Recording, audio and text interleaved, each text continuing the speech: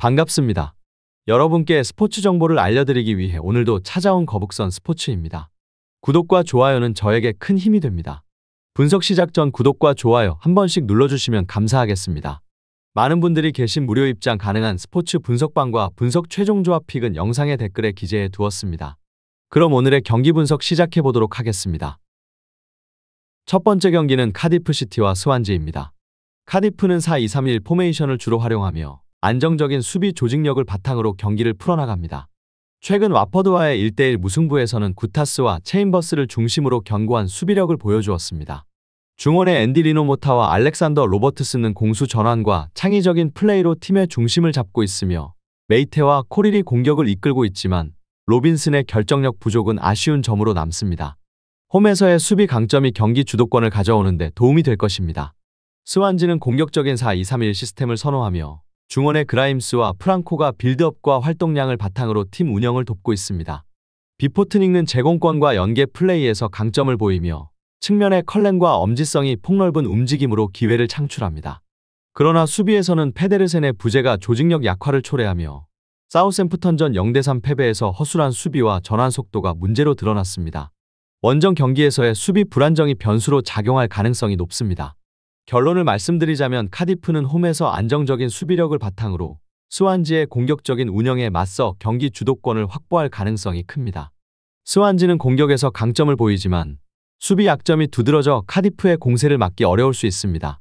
두 팀 모두 주요 결장자가 있어 저득점 경기가 예상되며 카디프의 승리 가능성이 높아 보입니다.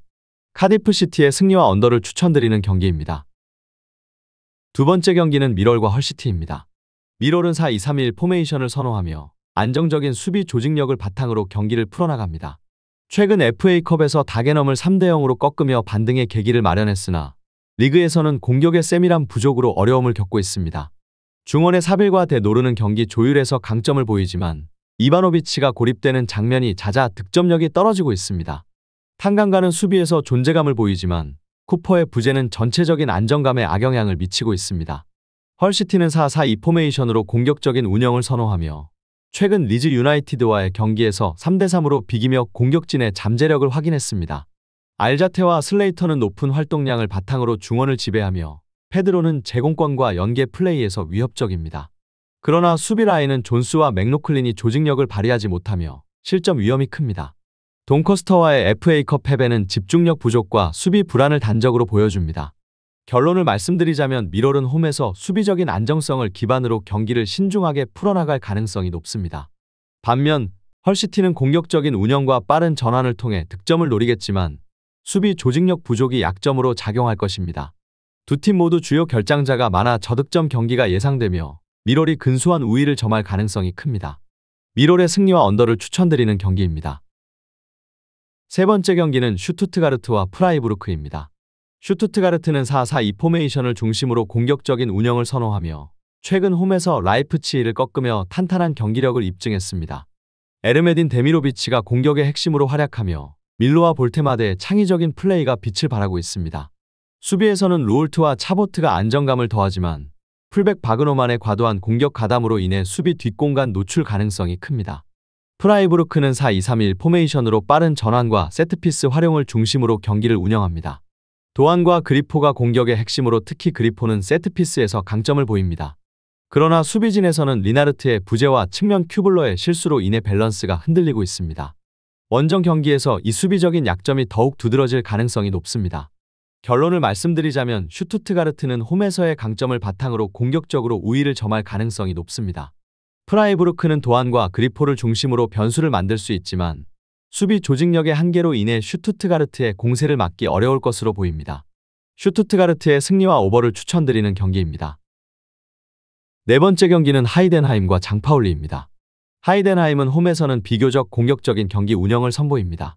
피어링거와 콘테의 공격 조합이 빠른 전환과 공간 활용에 강점을 보이고 있지만 중원 자원들의 창의적인 패스와 측면 지원이 부족합니다. 수비에서는 마인카와 김버가 중심을 잡고 있으나 측면 수비의 느린 복귀로 상대 역습에 취약한 모습을 보이고 있습니다.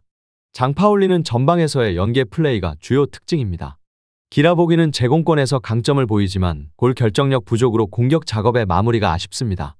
다하폴라얀의 돌파는 위협적이지만 팀 전체적으로 득점력이 부족합니다. 스미스와 네메트의 수비 조합은 견고하지 못하며 측면 수비가 상대 돌파에 반복적으로 노출되는 문제를 보이고 있습니다. 결론을 말씀드리자면 하이덴하임은 홈에서 나은 경기력을 보이며 주도권을 잡을 가능성이 있으나 수비 불안과 중원의 공백은 약점으로 작용할 수 있습니다. 장파올리는 주요 자원의 부상과 공격진의 결정력 부족으로 인해 원정에서 어려움을 겪을 것으로 보입니다. 경기의 흐름은 팽팽할 가능성이 높으며 득점은 제한적일 것으로 예상됩니다. 무승부와 언더를 추천드리는 경기입니다. 다섯 번째 경기는 보훔과 라이프치히입니다. 보훔은 3-4-3 포메이션을 활용하며 최근 홈 경기에서 상승세를 보이고 있습니다. 호프만이 전방에서 압박과 제공권 장악으로 핵심 역할을 하고 있으며 드 비트와 시소코가 중원의 안정감을 제공합니다. 그러나 측면 수비의 약점이 뚜렷하며 베르나르도의 과도한 공격 가담으로 인해 상대 역습에 취약합니다. 라이프치히는 빠른 전환 플레이와 강력한 중원 장악력을 바탕으로 4-3-3 포메이션을 선호합니다. 시몬스와 바움가르트너는 창의적인 패스와 돌파로 공격의 활기를 불어넣으며 팀의 주축 역할을 하고 있습니다. 하지만 세스코, 오펜다 등 주요 공격 자원의 결장은 득점력 저하로 이어질 가능성이 큽니다. 수비진은 오르반과 클로스터만이 중심을 잡고 있으나 라움의 뒷공간 문제가 여전합니다. 결론을 말씀드리자면 라이프치히는 보훔에 비해 전력 우위를 갖추고 있으며 중원에서의 창의적인 플레이로 경기 주도권을 쥘 가능성이 높습니다. 반면 보훔은 홈 경기에서의 안정감을 바탕으로 저항하려 하겠지만 수비 조직력의 약점이 라이프치히의 빠른 공격 전개에 무너질 가능성이 있습니다. 다만 양팀 모두 공격과 수비에서 결장 이슈가 커 저득점 경기가 예상됩니다. 라이프치히의 승리와 언더를 추천드리는 경기입니다. 여섯 번째 경기는 홀슈타인킬과 호펜하임입니다. 홀슈타인킬은 최근 아우크스부르크전 5대1 대승과 도르트문트전 4대2 승리에서 강력한 공격력을 보여줬습니다. 마치노가 전방에서 득점력을 발휘하고 있으며 하레스와 베르나르손의 빠른 역습이 공격의 주요 무기입니다. 그러나 수비에서는 프라이부르크와 글라트바흐를 상대로 다수 실점하며 조직력 부재를 노출했습니다. 결장 이슈로 인해 중원과 수비의 안정성이 떨어질 수 있습니다.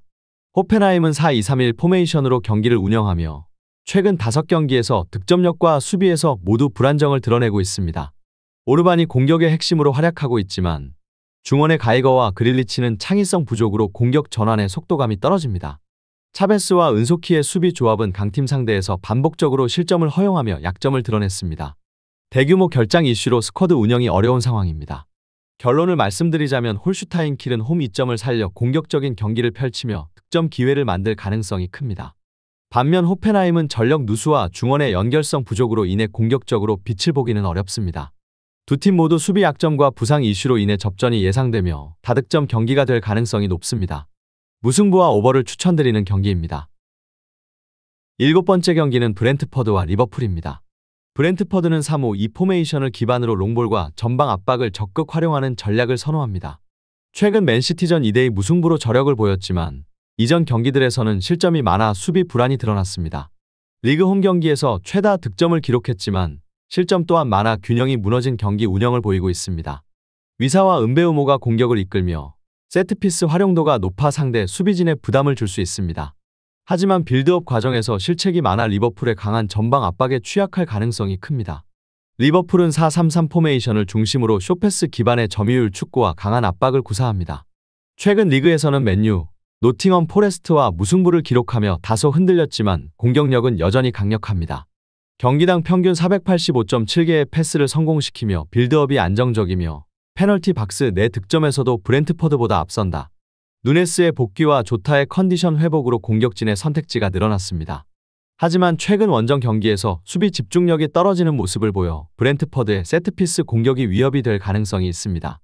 결론을 말씀드리자면 리버풀이 점유율을 바탕으로 경기를 주도하겠지만 브렌트퍼드의 롱볼과 세트피스 공격이 리버풀의 수비를 흔들 가능성이 있습니다. 브렌트퍼드는 홈에서 강한 공격력을 보여주지만 수비진의 부상 공백이 커 리버풀의 공격을 막아내기 쉽지 않습니다. 리버풀이 한 골 차 승리를 거둘 가능성이 높으며 다득점보다는 접전 양상이 예상된다. 리버풀 승리와 언더를 추천드리는 경기입니다. 여덟 번째 경기는 레스터시티와 풀럼입니다. 레스터시티는 4-2-3-1 포메이션을 기반으로 점유율을 유지하는 패스 플레이를 선호하지만 최근 6연패를 기록하며 공격과 수비 모두 무너졌습니다. 쇼패스를 중심으로 빌드업을 전개하지만 상대 압박을 받으면 롱볼 활용도가 높아집니다. 문제는 페널티 박스 내 슈팅 비율이 9%에 불과해 찬스를 효과적으로 마무리하지 못하는 점입니다. 바디의 폼 저하가 심각하며 최근 6경기에서 단 3골에 그쳤습니다. 반면 실점률은 경기당 2.3골로 수비 불안까지 겹쳐 반등이 쉽지 않은 상황입니다. 풀럼은 4-3-3 포메이션을 활용하며 강한 압박과 빠른 전진 패스를 통해 공격적인 운영을 선호합니다. 최근 9경기 연속 원정 득점을 기록하며 공격력에서 안정적인 모습을 보이고 있으며 경기당 찬스 생성 횟수가 레스터보다 크게 앞섭니다. 이워비와 스미스 로우가 최근 공격 포인트를 꾸준히 기록하며 폼이 좋은 상태이며 특히 박스 내 득점에서도 레스터보다 우위를 점하고 있습니다. 다만 웨스트햄전에서 보여준 수비 불안은 원정 경기에서 변수가 될 가능성이 있습니다. 결론을 말씀드리자면 레스터는 홈에서 반전을 노리겠지만 최근 경기력 저하와 수비 불안으로 인해 풀럼의 압박을 견디기 어려울 가능성이 큽니다. 풀럼은 원정에서도 공격적인 운영이 가능하며 찬스 창출력에서 확실한 우위를 점하고 있어 승리를 기대할 수 있습니다. 하지만 풀럼 역시 수비적으로 불안한 모습을 보일 수 있어 레스터가 선제골을 넣을 경우 경기 흐름이 예상보다 접전으로 흘러갈 수도 있습니다. 풀럼의 승리와 오버를 추천드리는 경기입니다. 9번째 경기는 웨스트햄과 크리스탈 팰리스입니다. 웨스트햄은 4-2-3-1 포메이션을 기반으로 점유율을 중시하지만 최근 공격진의 부상으로 변칙적인 전술을 시도할 가능성이 큽니다. 직전 풀럼전에서는 공격 기회를 잘 살리며 승리를 거뒀지만 리버풀, 맨시티전에서는 대패하며 강팀 상대 수비력이 취약했습니다. 패스 성공률과 슈팅 기회 창출은 양호하지만 결정력이 낮아 효율적인 마무리가 부족합니다. 보웬, 안토니오 등 핵심 공격수가 빠져 파케타가 가짜 9번으로 나설 가능성이 높습니다. 크로스를 활용한 공격과 강한 압박을 중심으로 경기를 운영합니다. 최근 5경기 무패로 좋은 흐름을 이어가며 브라이튼, 레스터전에서 원정 승리를 거뒀습니다. 상대 박스 안에서의 득점이 낮아 결정력이 문제지만 후반 집중력이 높아 경기 후반에 승부를 보는 경향이 강합니다. 수비적으로 웨스트햄보다 안정적이지만 레르마의 출전 여부가 변수이며 그가 빠질 경우 중원 수비 조직력이 흔들릴 가능성이 있습니다. 결론을 말씀드리자면 웨스트햄은 새로운 전술 실험이 필요하며 공격진 부상으로 인해 창의적인 해결책이 요구됩니다. 반면 팰리스는 후반전 집중력이 뛰어나고 최근 원정 경기에서도 강한 모습을 보이고 있어 경기 후반 팽팽한 흐름이 예상됩니다. 웨스트햄이 홈에서 밀리지 않는 경기력을 보일 가능성이 높아 무승부 가능성이 큽니다. 무승부와 언더를 추천드리는 경기입니다. 마지막 경기는 아스날과 아스톤빌라입니다. 아스날은 점유율을 높이고 높은 위치에서 압박을 가하는 전술을 선호합니다. 최근 북런던 더비에서 승리하며 홈경기 무패 기록을 이어가고 있지만 제주스와 사카의 부상으로 공격력이 약화된 점이 변수입니다. 특히 측면에서 사카의 부재는 빌라의 수비 부담을 줄여줄 가능성이 큽니다.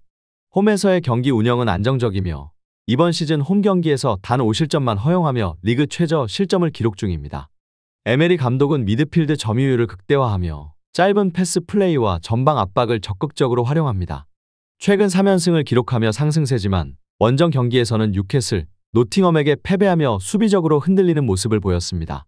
핵심 공격수 와킨스는 최근 3골을 기록하며 절정의 폼을 유지하고 있으며 경기당 2.1개의 슈팅을 기록하며 빌라 공격의 중심을 잡고 있습니다.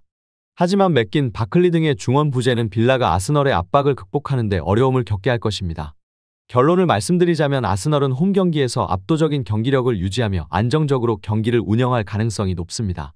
하지만 제주스와 사카의 부상으로 공격 전개가 다소 둔화될 수 있으며 빌라는 와킨스를 중심으로 역습을 노릴 전망입니다. 빌라의 원정 수비 불안과 중원 공백이 변수로 작용할 수 있으며 아스널이 점유율을 바탕으로 꾸준히 찬스를 만들어갈 가능성이 높습니다. 아스날 승리와 언더를 추천드리는 경기입니다. 더 많은 경기의 정보와 분석이 궁금하시다면 영상 하단의 댓글을 확인해 주시면 되겠습니다. 높은 적중률을 위한 방법은 양질의 정보입니다. 무턱대고 남들 따라 했다간 손실만 볼 뿐입니다. 최대한 전문가의 도움을 받아서 양질의 정보와 높은 적중률을 경험해보세요. 주저없이 유튜브 여러 전문가의 도움을 받아보시는 걸 추천드리고 당장 수익을 위해 가입비 내고 이용하는 곳에서 절대로 이용하시지 마시고 유튜브 여러 영상을 참고하셔서 베팅하시는 걸 추천드립니다.